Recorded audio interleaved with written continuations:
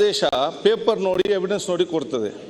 ಸರ್ಕಾರ ಜನರ ಭಾವನೆಗಳು ನೋಡಿ ಸರ್ಕಾರ ಆಡಳಿತ ನಡೆಸಬೇಕು. ಇವತ್ತು ಒಂದು ಧಾರ್ಮಿಕ ಕೇಂದ್ರ ಎಲ್ಲಾ ಧರ್ಮದಲ್ಲಿ ಕೂಡ ದೇವರೊಬ್ಬನೇ ಅಂತ ಬಹಳ ಸ್ಪಷ್ಟವಾಗಿದೆ. ಎಲ್ಲಾ ಧರ್ಮದ ಧಾರ್ಮಿಕ ಕೇಂದ್ರ ಕೂಡ ಇವತ್ತು ಗೌರವ ಇವತ್ತು ಕೊಡ್ತಾರೆ. ಇವತ್ತು ಚರ್ಚೆ ಯಾರು ಹೊಡೆದಿದ್ದಾರೆ ಏನಂತ ಚರ್ಚೆ, ಯಾರು ಜನರ ಭಾವನೆಗಳ ಮನಸ್ಸನ್ನು ಹೊಡೆದಿದ್ದಾರ ಅವರೇ ಇದನ್ನು ಕೂಡ ಹೊಡೆದಿದ್ದಾರೆ ಅಂತ ಹೇಳಲಿಕ್ಕೆ ನಾನು ಇವತ್ತು ಬಯಸುವಂಥದ್ದು. ಯಾರೇ ಇವತ್ತು ಇರಲಿ, ಇವತ್ತು ನಮ್ಮ ಯಾರದ ಜವಾಬ್ದಾರಿ ವಹಿಸಲೇಬೇಕು. ನಮ್ಮ ಇದರಲ್ಲಿ ಎಲ್ಲವೂ ಕೂಡ ಅಧಿಕಾರಿ ಮೇಲೆ ಆಗ್ತದಾದರೆ ಮತ್ತು ಅಧಿಕಾರಿ ಸರ್ಕಾರ ಯಾಕೆ ಎಲ್ಲವೂ ಅಧಿಕಾರಿ ಮಾಡಿಕೊಂಡು ಹೋಗ್ಬೋದಲ್ಲ. ಈಗ ಹೆಚ್ಚು ಕಮ್ಮಿ ಆಗಿದೆ, ಇದನ್ನು ಹೇಗೆ ಸರಿಪಡಿಸ್ಕೊಂಡು ಹೋಗುವುದಂತ ವಿಚಾರ ಇರೋದು. ಇದನ್ನು ಯಾಕೆ ನಾವು ಸರಿಪಡಿಸಬೇಕಂತ ಹೇಳಿದರೆ, ನಾವು ಸಣ್ಣದಿರುವಾಗ ನಾವು ಪುಸ್ತಕದಲ್ಲಿ ಕಲ್ತಿದ್ದೇವೆ, ನೋಡಿದ್ದೇವೆ. ಏನಂತ ಹೇಳಿದರೆ, ವಿದೇಶಿಯರು ಭಾರತಕ್ಕೆ ಬಂದು ನಮ್ಮ ಧಾರ್ಮಿಕೆಯನ್ನು ಹೊಡೆದುಕೊಂಡು ಲೂಟಿ ಮಾಡಿ ಹೋದ್ರು ಅಂತ ಹೇಳಿ. ನಮ್ಮ ಮಕ್ಕಳು ಏನು ಕಲಿತಾರೆ ಅಂತ ಹೇಳಿದರೆ, ಬಿಜೆಪಿ ಸರ್ಕಾರ ಅಧಿಕಾರ ಇದ್ದಾಗ ದೇವಸ್ಥಾನ ಹೊಡೆದಿದ್ದಾರೆ. ನೀವೆಲ್ಲೋ ತಗೊಂಡೋಗಿ ಅರವಿಂದ್ ಲಿಂಬಾವಳಿ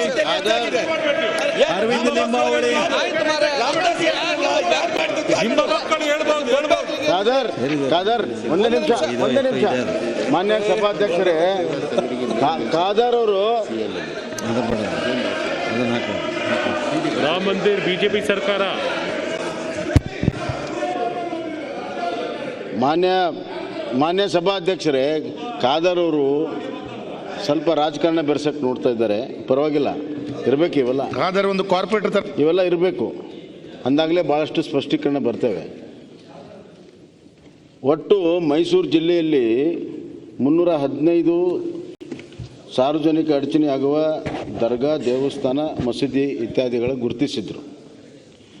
2010ರಿಂದ 2019ರವರೆಗೆ 161 ಇಂಥ ದೇವಸ್ಥಾನ, ಮಸೀದಿ, ದರ್ಗಾಗಳನ್ನು ತೆರವುಗೊಳಿಸಲಾಗಿದೆ.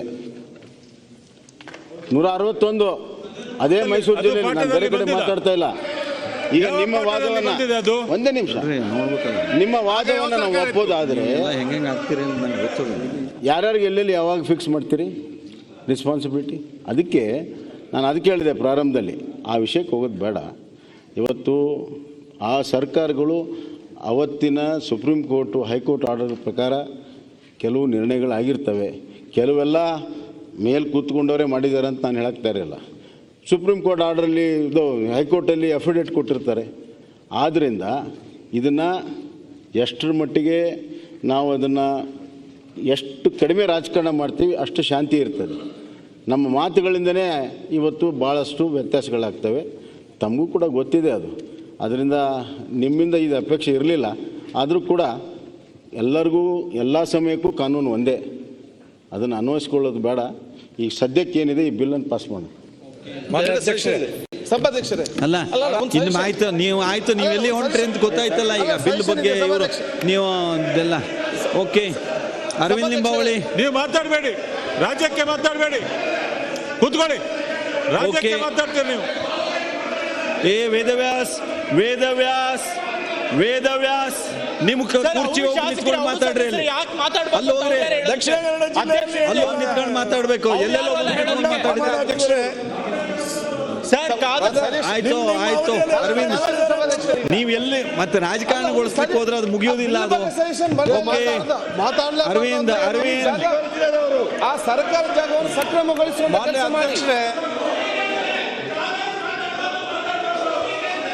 ಅರವಿಂದ್ ಸಭಾಧ್ಯಕ್ಷರೇ, ಈಗ ಸಜೆಷನ್ ಒಂದು ಕೊಡ್ಬೇಕಲ್ಲ ಸರ್. ಸಭಾಧ್ಯಕ್ಷ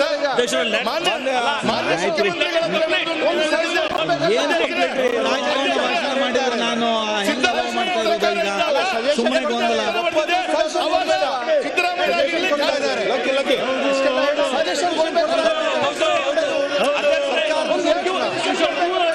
ಅಲ್ರಿ ಅವ್ರಿಗೇನು ಸಜೆಷನ್ 2 ನಿಮಿಷ ಸಜೆಷನ್ ಕೊಡ್ಬೇಕು. ಉತ್ತಮ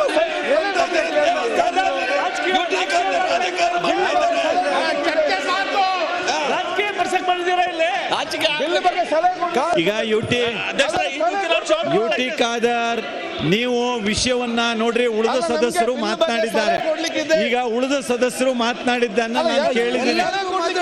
ನೀವು ವಿಷಯಾಂತರ ಮಾಡಿ ಅದು ರಾಜಕಾರಣಗೊಳಿಸೋದಕ್ಕೆ ಬಯಸಿದ್ರೆ ಸರಿಯಾ ಹೋಗೋದಿಲ್ಲ. ಅದು 2 ಸಲಹೆ ಕೊಡ್ಲಿಕ್ಕೆ ಅಷ್ಟೇ ಸಲಹೆ. ಆಯ್ತ್ರಿ, ನೀವು ಬರೇ ಸಲಹೆ ಕೊಟ್ರೆ ಆಗಪ್ಪ. ಸಭಾಧ್ಯಕ್ಷ ಒಂದು- ರಮೇಶ್ ಕುಮಾರ್ ಅವರು ಈಗ ಏನ್ ಮಾಡ್ಬೇಕು ನಾನು ಅದು ಸಭಾಧ್ಯಕ್ಷರೇ ಸಭಾ ಸಲಹೆ ಕೊಡಿ. ಅವರು ಎರಡು ಸಲಹೆ ಕೊಡ್ಲಿಕ್ಕೆ ಅಂಶಸ್ಥರು 2 ಸಲಹೆ ಕೊಡ್ಲಿಕ್ಕಿದೆ. ಇಲ್ಲ ಈಗ ಸಮಯನೂ ಮೀರ್ತಾ ಇದೆ. ಇನ್ನೂ 4-5 ಬಿಲ್ ಇದೆ, ಇನ್ನೂ 5 ಬಿಲ್ ಇದೆ. ಸಲಹೆ ಕೊಡ್ಲಿಕ್ಕಿದೆ ನಮ್ಗೆ. ಅಧ್ಯಕ್ಷರೇ ವಿತ್ ಗುಡ್ ಇಂಟೆನ್ಷನ್ ಎರಡು ಸಲಹೆ ಒಂದ್ ನಿಮಿಷ ಕುತ್ಕೊಳ್ಳಿ, ದಯವಿಟ್ಟು ಕುತ್ಕೊಳ್ಳಿ. ಮಾನ್ಯ ಸಭಾಧ್ಯಕ್ಷರೇ, ಮಾನ್ಯ ಸಭಾಧ್ಯಕ್ಷರೇ, ಕುತ್ಕೊಳ್ಳಿ ಒಂದ್ ನಿಮಿಷ, ಒಂದ್ ನಿಮಿಷ, ನಮ್ಗೆ 2 ಸಲಹೆ ಇದೆ. ಒಂದ್ ನಿಮಿಷ. ಪ್ರೀತಮ್, ನೀವು ಕುತ್ಕೊಳ್ಳಿ ಒಂದ್ ನಿಮಿಷ. ಉಮಾಕಾಂತ್ ಕೊಟ್ಯಾನ್ ಕುತ್ಕೊಳ್ಳಿ. ಅಧ್ಯಕ್ಷರೇ, ಸಭಾಧ್ಯಕ್ಷ.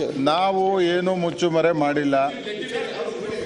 ಆಯ್ತಲ್ಲ ಸರ್, ಮಾನ್ಯ ಅಧ್ಯಕ್ಷ, ಆರೋಗ್ಯಕರವಾಗಿ ಚರ್ಚೆ ಆಗ್ತಿರ್ಬೇಕಾದ್ರೆ ಯಾಕೆ ಈ ತರ ಗೊಂದಲ? ಸಿದ್ದರಾಮಯ್ಯನವರು ಹೇಳವ್ರೆ ನಮ್ದು ಯಾರ್ದು ವಿರೋಧ ಇಲ್ಲ ಅಂತ. ಇದರಲ್ಲಿ ಯಾಕೆ ಚರ್ಚೆ ಮಾಡ್ತಾರೆ?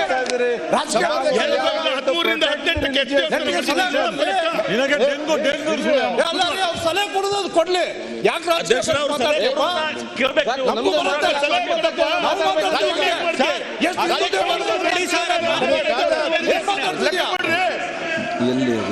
ಈಗ ಇದರಲ್ಲಿ ಅಲ್ಲ, ನಾವು ಒಳ್ಳೆ ಉದ್ದೇಶಕ್ಕೆ ತಂದು ತಿರ್ಚೋ ಸ್ಥಿತಿ ಯಾರು ಮಾಡೋದು ಬೇಡ. ನಾನು ಸಭೆನ ರಿಕ್ವೆಸ್ಟ್ ಮಾಡ್ತೀನಿ, ಇದರಲ್ಲಿ ಎಲ್ಲ ರಿಲಿಜಿಯಸ್ ಇನ್ಸ್ಟಿಟ್ಯೂಷನ್ಸು ಸೇರ್ತದಿದ್ದೀವಿ. ತಪ್ಪುಗಳು ಎಲ್ಲರ ಸರ್ಕಾರದಲ್ಲೂ ಆಗಿದೆ, ಎಲ್ಲರ ಕಾಲದಲ್ಲೂ ಡಿಮಾಲಿಷನ್ ಆಗಿದೆ. ನಾನು ಸಿದ್ದರಾಮಯ್ಯವ್ರಿಗೆ ಒಂದೇ